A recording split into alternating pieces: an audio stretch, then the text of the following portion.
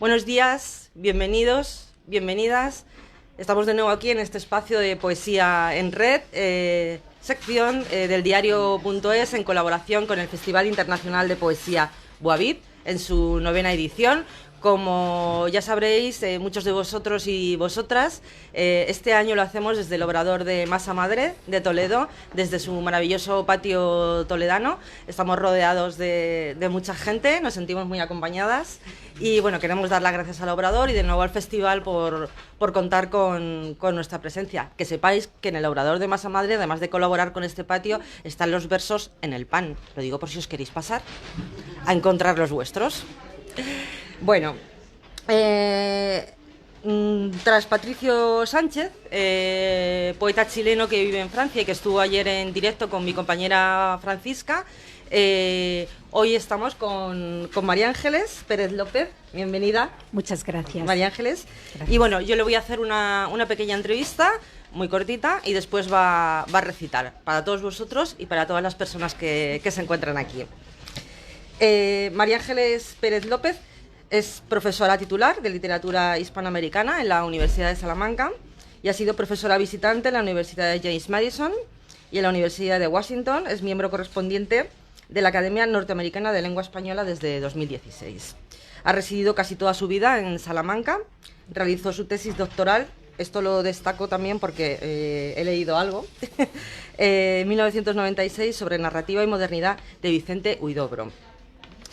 Ha prologado y editado antologías de Nicanor Parra, de Juan Kelman y de Ernesto Cardenal, con motivo del Premio Reina Sofía de Poesía Iberoamericana.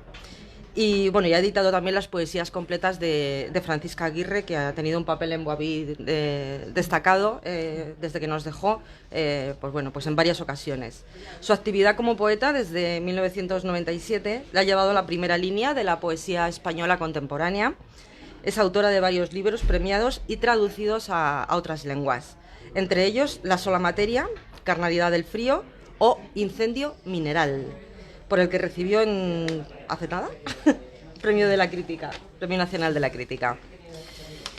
Bueno, María Ángeles, bienvenida. ¿Qué tal en el festival? Muchas gracias, abrumada, absolutamente feliz. Es un espacio de una generosidad grandísima, es un espacio lleno de voluntarios y voluntarias que hacen posible que se sostengan tantas escenas, tantos patios, tantos lugares para la poesía, el público, por supuesto, Alicia Martínez Juan y el equipo y todas las personas que lo hacen posible con ella, y gracias Alicia Viles, el diario, por este espacio que además, como huele a pan y huele a mañana de sábado feliz, pues muy alegre, muy agradecida. Y a poesía, total. Sí, vamos ojalá. a hacerlo ahora. Sí. Bueno, es uno de los eventos, el Boavip, que afortunadamente ha sobrevivido, ¿no?, a la pandemia. ¿Cómo valoras este tipo de actos colectivos, el regresar, ¿no?, también a la normalidad cultural? Creo que teníamos una necesidad verdaderamente grande de ese contacto, porque las palabras siempre nos están uniendo de un modo u otro. Creo que las palabras están tendiendo puentes hacia voces que están lejísimos de nuestro presente. Safo, Emily Dickinson, absolutas, ¿no? Francisca Aguirre, que ya no está, pero está. Y luego entre las personas que en el día a día compartimos este cielo, este techo del patio toledano, pero necesitábamos que ese lenguaje fuese de verdad cuerpo, estuviera el contacto con las personas, con los lugares.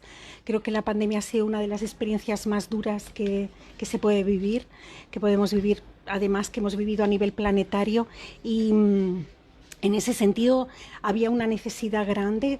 Creo percibir que había una necesidad grande y que estos lugares de encuentro, si eran necesarios antes, lo son de un modo mucho más fuerte en un presente tan convulsionado como el nuestro. Cada vez más. Sí, cada vez más. Precisamente en el contexto en el que estamos ahora se ha hablado de tu poesía, he leído, como forma de resistencia también. ¿De qué tipo de lucha estamos hablando ahí? ¿Qué tipo de lucha has intentado reflejar a través de tu voz poética? Primero diría que en relación conmigo misma, que es la más difícil, ¿no? Porque el lenguaje nos construye, somos animales de lenguaje. Ahí estamos en esa columna vertebral diciendo el mundo, y el modo en el que lo decimos es muy relevante. Nada tiene que ver decir mena con decir menor, o decir feminista o decir feminazi. Lo que está ocurriendo en cada una de las palabras tiene tanto peso para el mundo como el que podamos sostener. Entonces, la resistencia primero tiene que ver conmigo misma, con los lenguajes que he interiorizado, y pueden estar reproduciendo modos para un mundo que no deseo ni para mí ni para nadie.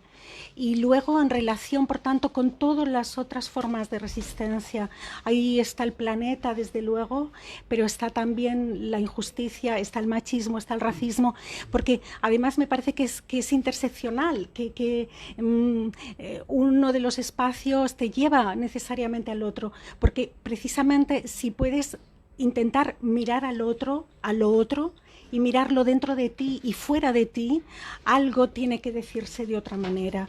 Desde ahí es desde donde intento escribir, no como un programa, ni siquiera que yo me hubiera planteado, sino como una toma de conciencia a lo largo de años, a lo largo de libros, a lo largo de lecturas.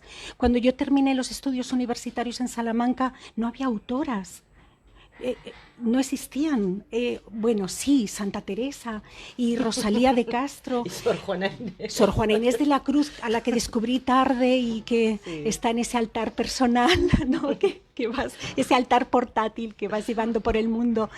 Pero porque pensaba que eran increíbles excepciones y que las que eran contemporáneas, todas ellas se suicidaban, habían tenido destinos trágicos, y luego fui descubriendo, claro, gracias a lecturas, a compañeras, a compañeros, que hay autoras a lo largo de todas las épocas de la humanidad, porque el lenguaje nos constituye y por tanto es una reflexión capital, la que cada quien en un momento determinado puede haber hecho, no necesariamente, pero puede haber hecho. Entonces me doy cuenta de que también ese espacio de reflexión y de resistencia ha ido cobrando cuerpos a lo largo de libros y vida. Precisamente hablando, yo lo voy a llamar resistencia entre social y feminista, o feminista social, ¿no?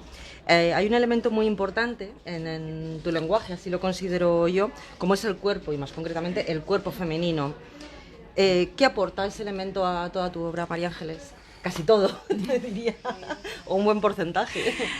Claro, es que ahí están debatiéndose muchas grandes cuestiones, sobre todo en el cuerpo de las mujeres, pero en el cuerpo de los menores, en los cuerpos distintos, en quien no responde a ese paradigma de humanidad. Yo me fui preguntando mucho a qué llamábamos humanidad, qué era lo humano. Y de algún modo distintas reflexiones, posiciones de la teoría me llevaban a que cuando hablábamos de humano, hablábamos de masculino, hablábamos de blanco, heterosexual, cristiano, es decir, cualquier elemento que saliera de esa concepción de lo universal. Cuando hablamos de lo universal, bueno, es que lo femenino tiene que poder ser incorporado a lo universal, a lo humano, igual que lo que está marcado desde el punto de vista étnico, o lo que no es heteronormativo, es decir, que responde a otros modos de quererse, o lo que tiene que ver con otros modos de sentir la espiritualidad, y así, porque es que tantos millones de personas sobre la Tierra distintos y capaces de entendernos, creo, al menos en algunas cuestiones. Y hay el lenguaje y el arte, por supuesto, ¿no? Y la poesía, que es un modo de arte en el lenguaje, pero que es también muy consciente de que es el mismo instrumento, los mismos órganos fonadores, la misma lengua, los mismos huecos con los que decimos todo lo demás. Sí, veo mucho aunque no se te ha incluido, ¿no?, en determinadas listas de conciencia crítica, yo sí veo mucho en tu voz. tanto lo que estás hablando ahora como otras entrevistas que te he leído, tu poesía sí que veo mucho de conciencia crítica, de poesía, como se llama, de la conciencia crítica. Me siento muy próxima, participo de los encuentros de Voces del Extremo en distintos lugares. Una voz de la conciencia crítica como es Enrique Falcón, como es Jorge Risman, como María Ángeles Maeso, Ana Pérez Cañamares, son voces importantes para mí. Dentro de la poesía española, en la poesía americana hay otras voces que también pues pienso en Elvira Hernández, la autora chilena, o bueno, nombrabas a Cardenal, a Nicanor Parra, Juan Gelman, voces que además he tenido la suerte de conocer y trabajar sobre lo que han escrito. De algún modo, porque también me pregunto, bueno, este tiempo que se nos ha concedido, este tiempo que tenemos dado, esto que llamamos vida, ¿qué hacer con ella?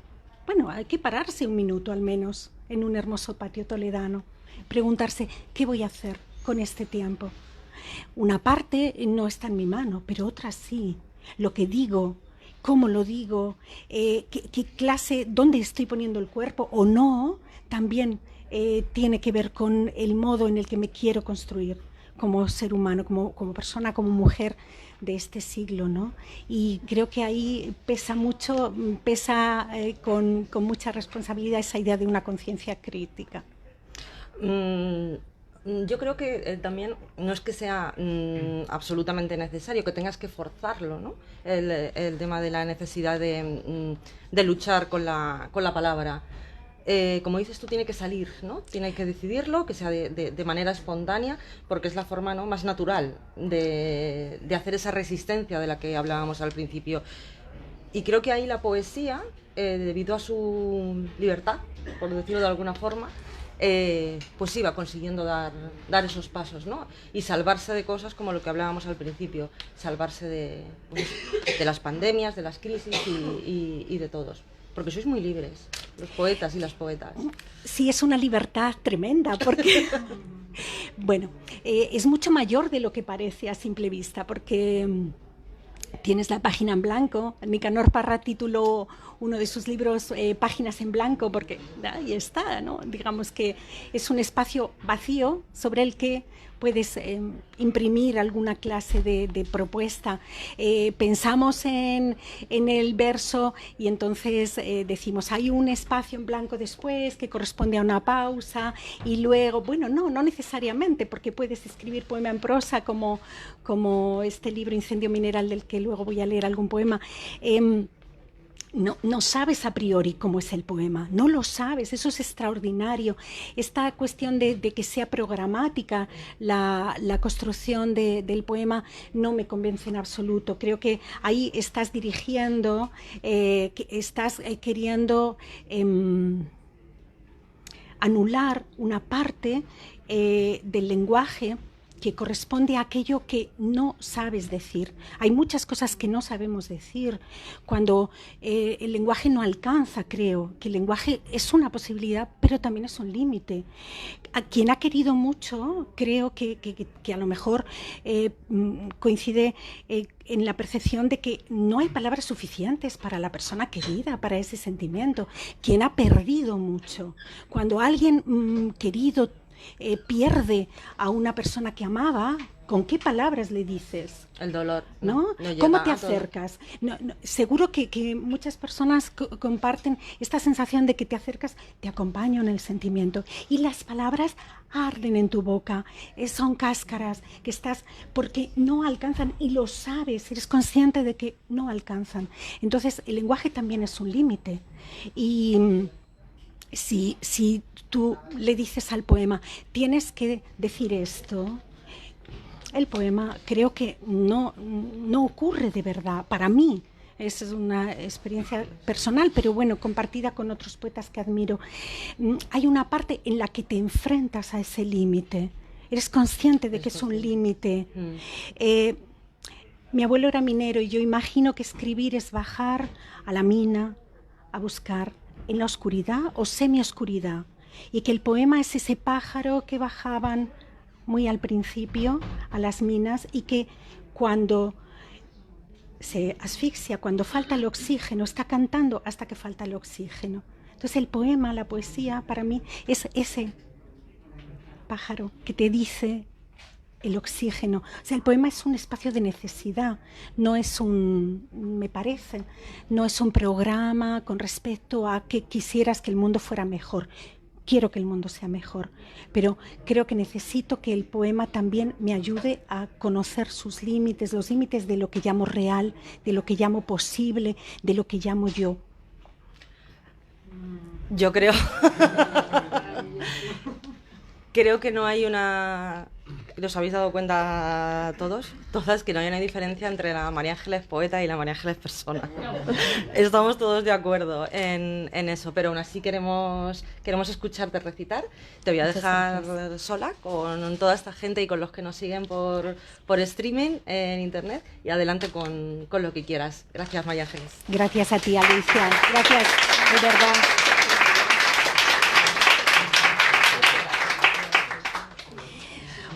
Gracias, de verdad.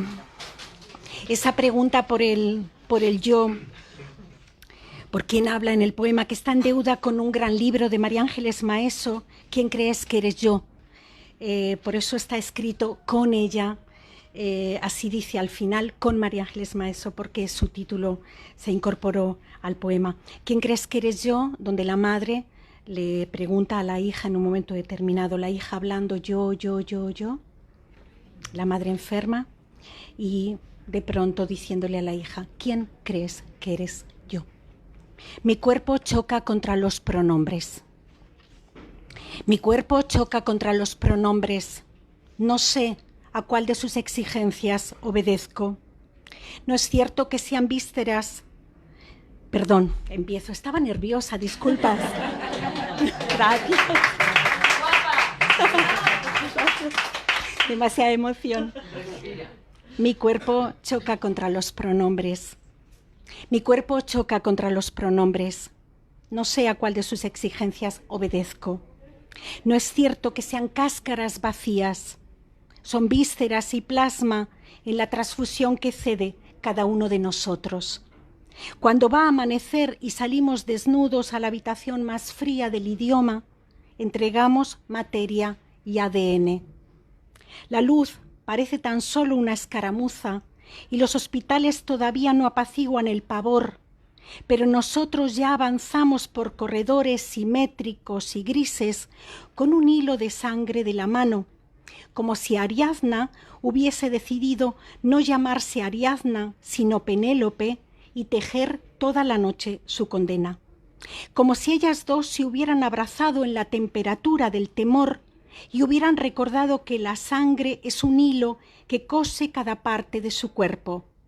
Un riñón sobre el otro en la diálisis, las dos clavículas como dos mariposas atrapadas que el esternón clavó contra su tórax, un ovario que llama al otro en las 28 ocasiones en que la luna gira alrededor, o el agua en los pulmones del ahogado, como si las dos fueran una, solo un hilo. De la sangre que gotea por él, muy deprisa, caen los pronombres y manchan el suelo. Se enfadan quienes limpiaban las salas del hospital. Podríamos haber soltado piedritas para tropezar en el agotado itinerario de la vuelta. De todas formas, se habrían enfadado. ¿O es que acaso se incluyen en la palabra nosotros? Lo desconozco. ¿Y ahora? ¿Quién crees que eres yo? Solo soy una herida en el lenguaje. Gracias.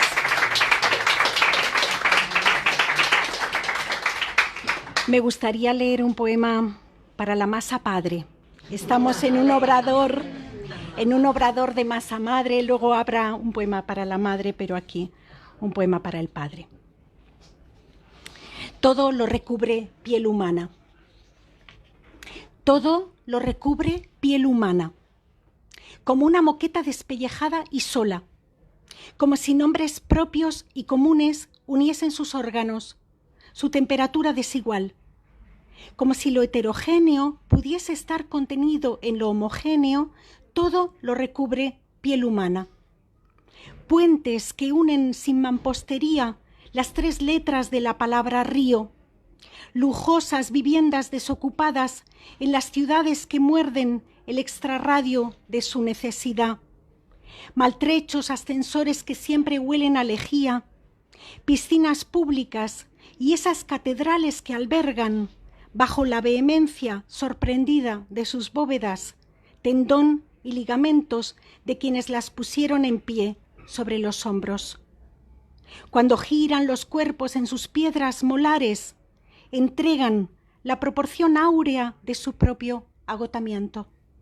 Las toxinas que enfermaron en los bronquios, la dermis desgastada a causa de ese tránsito, el que va de lo orgánico a lo mineral, el que envía, a través de las venas, una tumultuosa proliferación de eritrocitos para que en el espesor calcáreo se abran cauces de sangre liberada. Como si hubiese conductos escondidos, corredores de sombra que nunca aparecen en los planos, pero comunican entre sí, furtivamente, la maquinaria exactísima de los huesos radio y cúbito con el magro caudal de la pobreza. Compás que oprime la musculatura del brazo en sus tardes desesperadas para que la piel sea tegumento y protección, cápsula de aire que todo lo envuelve sobre su propia precariedad y lo protege del desalojo de vivir. Muy cerca tiembla el trueno de la tilde en el grisú y bajo las redecillas para el pelo de las cocineras quedan atrapadas las declaraciones de libertad, igualdad y fraternidad. La Comuna de París está tan lejos que es solo una línea imaginaria, un brevísimo apunte descarado que no termina de desaparecer de los manuales.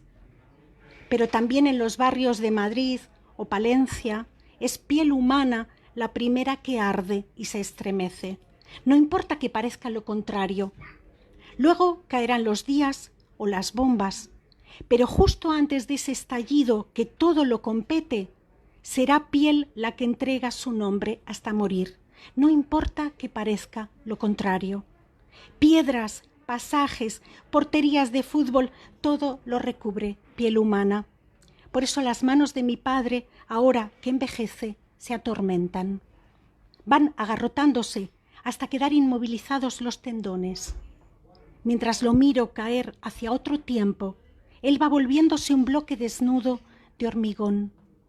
Las casas que ha levantado, el tiempo que ha levantado, los enseres y caminos que ha levantado serán más duraderos que él mismo porque ha entregado su corazón a esa tarea inflexible y pertinaz.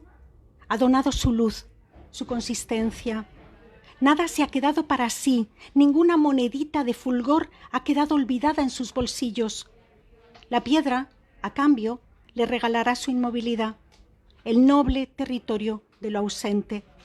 Por eso sé, no importa que parezca lo contrario, que cuando sus manos rotas, incompletas y bellísimas sean tan solo sillares para el aire, formarán argamasa y trabazón, índice en que el oxígeno se asienta. Piedra padre que todo lo ha fundado, geología y canción de los nudillos.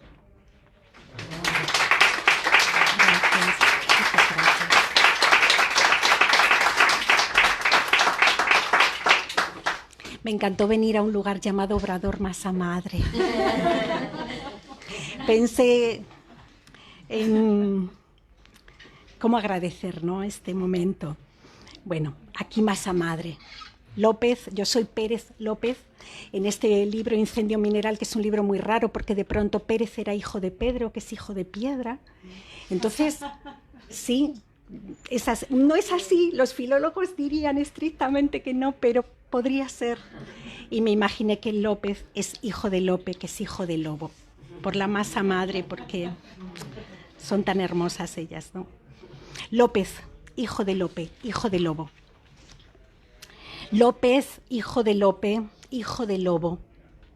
Camada de palabras en la boca. La madre las arrastra por el cuello, protege en la piedad de sus colmillos cada cría que nace hacia lo oscuro. Lobeznos, cuya piel, también oscura, señala que aún son tránsito y progenie. Cuando nacen, sordos y ciegos durante muchos días, solo intuirán el cuerpo de la madre, la tibia exhalación de sus mamas agrestes. Corre un hilo muy blanco por su hocico, el mismo que alimentó a Rómulo y Remo, el que fundó después Roma la Eterna, todas nuestras ciudades erigidas sobre esa leche montaraz y sorda. Plazuelas y estaciones de tren que chapotean, sin saberlo, en el líquido indómito que brotó de madre. Luego Remo lo teñirá de rojo cuando sea asesinado por su hermano. El fratricidio mancha los días, las glorietas, los obtusos semáforos que gesticulan en la noche temible de la sangre. ¿Dónde está tu hermano?, le pregunta la loba a cada hijo. Pero ahora, cuando las palabras son todavía muy niñas, en la extrema piedad de lo salvaje, solo un líquido blanco moja el mundo. De las mamas dolidas y valientes surge la llamada a alzarse sobre el suelo, a ser lobatos. Vendrán las piezas dentales a colmar a cada cría. Le enseñarán el rumbo de la caza, el perfume sangriento de vivir. Cuando dejan la cueva de la boca, no olvidan su patronímico, su condición audaz de brote y descendencia en relación con la camada y con la especie. Llevan su apellido en la cerviz, animales domésticos de pronto, sometidos por esas palabritas a la deuda imperiosa de su clan.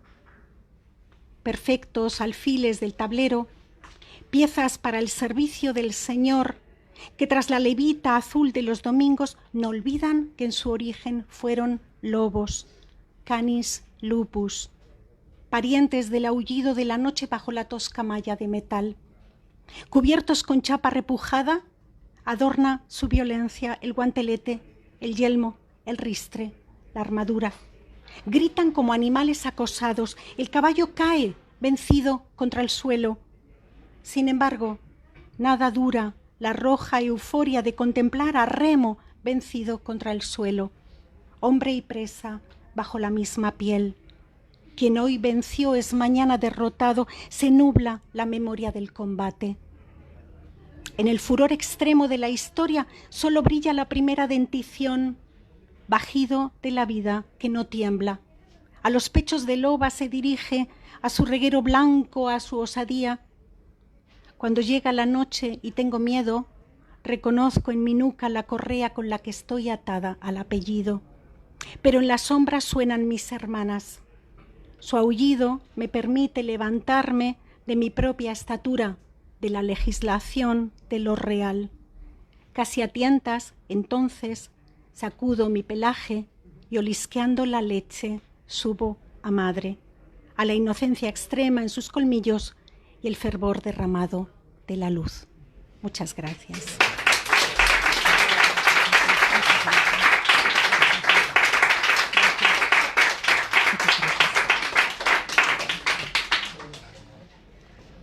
Pues muchas... Uy, me he quedado sin voz. Estaba un poco emocionado. Gracias, Alicia. Muchas gracias, María Ángeles, por estar este ratito contestando preguntas, recitando en directo. Es todo como muy intenso y visitando. Es todo, sí, es todo. Gracias de nuevo al Obrador de Masa Madre de Toledo, al Festival Internacional de Poesía Guavip, por darnos esta sección de poesía en red al diario.es. Gracias a todos los que estáis aquí. Sabéis que el festival sigue y sigue. Hasta mañana a última hora y a disfrutarlo a tope. Y gracias a todos los que nos habéis seguido en nuestra página de Facebook. Gracias. Gracias.